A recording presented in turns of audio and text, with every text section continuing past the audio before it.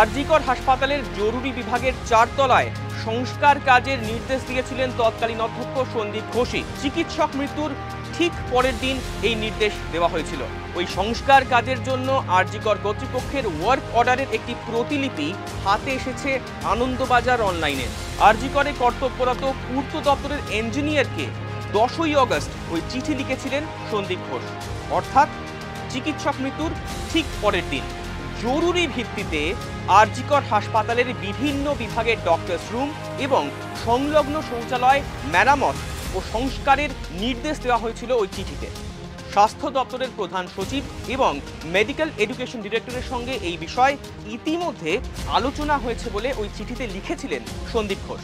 এই video shoot হওয়া পর্যন্ত এই চিঠির সত্যাসত্য নিয়ে সরকারের তরফে কিছু জানানো হয়নি। ফলো করুন আনন্দবাজার অনলাইন।